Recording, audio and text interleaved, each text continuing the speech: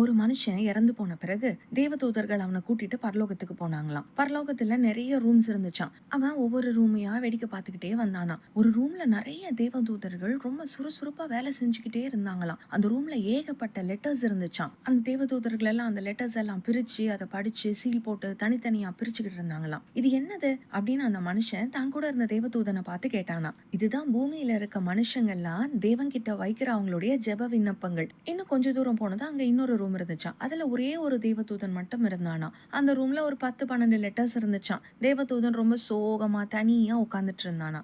இது என்ன அப்படின்னு அந்த மனுஷன் தான் பக்கத்துல இருந்த தேவதூதன் கிட்ட கேட்டானா. இதுதான் மனுஷங்களோட ஜெப விண்ணப்பங்களை தேவன் பூர்த்தி செஞ்ச பிறகு அவருக்கு நன்றி சொல்லி வந்த கடிதங்கள். எவ்வளவு கொஞ்சமா இருக்கு பத்தியா அப்படின்னு தேவதூதன் சொன்னானா. அந்த மனுஷன் வாயடைச்சு போனானா. வேடிக்கையான கதையா இருந்தாலும் வேதனை நிறைஞ்சதா இருக்குல்ல. ஜெமிமா ரொட்ரிகஸ் கடந்த சில நாட்களா சோசியல் மீடியால ரொம்ப அதிகமா பேசப்பட்ட பெண். வேர்ல்ட் கப்புக்கு இந்தியன் விமென்ஸ் கிரிக்கெட் டீமை ஃபைனல்ஸ்க்கு தகுதிப்படுத்தின ஒரு பெண். மேட்ச் முடிஞ்சதும் பைபிள்ல இருந்த ஒரு சில வசனங்களை கோட் பண்ணி அவ கொடுத்த இன்டர்வியூஸ் எல்லாம் ரொம்ப வைரல் ஆச்சு.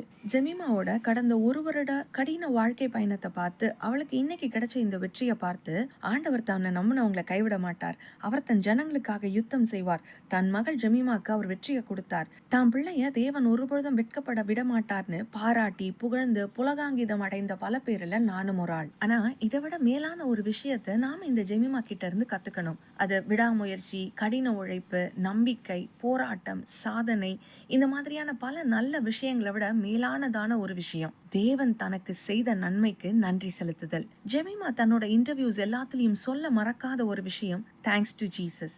அத்தனை மனிதர்கள் முன் உலகமே தன்னை பார்த்து கொண்டிருந்த பொழுது, புகழ் அடைந்த பொழுது, வெற்றியை எட்டி பிடிச்ச போது, சாதிச்சு காட்டிய போது அவ சொன்ன ஒரு வார்த்தை தேங்க்ஸ் டு ஜீசஸ். இதைத்தான் ஜெமிமா நம்ம எல்லாருக்கும் கத்து கொடுத்திருக்கா. சின்ன வயசுல என்னோட சண்டே கிளாஸ் ஆண்டி எங்க எல்லாரையும் பார்த்து கேட்ட ஒரு கேள்வி இன்னைக்கு வரைக்கும் என் காதுகள்ல ஒழிச்சுட்டே இருக்கு. அப்படி அவங்க என்ன கேட்டாங்க தெரியுமா? உங்கள எத்தனை பேர் உங்களுக்கு ஏதோ ஒரு விஷயம் வேணும்னோ, நல்லா படிக்கணும்னோ, இல்ல ஏதோ ஒரு பொருள் வேணும்னோ அதுக்காக ஃபாஸ்டிங் இருந்து ஏசப்பா கிட்ட ஜெபம் பண்ணிருக்கீங்கன்னு. எங்கள நிறைய பேர் கை தூக்கணும். சரி, உங்கள எத்தனை பேரு நீங்க கேட்ட விஷயம் நடந்த பிறகு ஃபாஸ்டிங் போட்டு ஆண்டவருக்கு நன்றி சொல்லியிருக்கீங்கன்னு.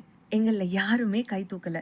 வேதத்துல இயேசு 10 குஷ்டரோகிகளை சொஸ்தமாக்கினார். ஆனா ஒரே ஒரு குஷ்டரோகி தான் திரும்ப வந்து தேவனுக்கு நன்றி செலுத்தி அவர் நாமத்தை மகிமைப்படுத்தினார். மத்த 9 பேர் எங்கே அப்படின்னு இயேசு கேட்டார். சோ நாம தேவனிடம் பெற்ற நன்மைக்கு நிச்சயம் நன்றி சொல்கிறவர்களாய் காணப்பட வேண்டும்ன்றதை இது இன்சிஸ்ட் பண்ணுது. தாவீது தான் பாடின சங்கீதங்கள்ல பல முறை தேவன் தனக்கு செய்த நன்மைகளுக்காக அவருக்கு நன்றி செலுத்தினவராய் காணப்பட்டார். தாவீதை என் இருதயத்திற்கு ஏற்றவனாக கண்டேன்னு தேவனே அவரை குறித்து சாட்சி கொடுத்தார். இந்த சாட்சிய தேவன் நம்ம குறிச்சும் சொல்லணும் இல்லையா? தேவனுக்கு நன்றி சொல்லுவோம்.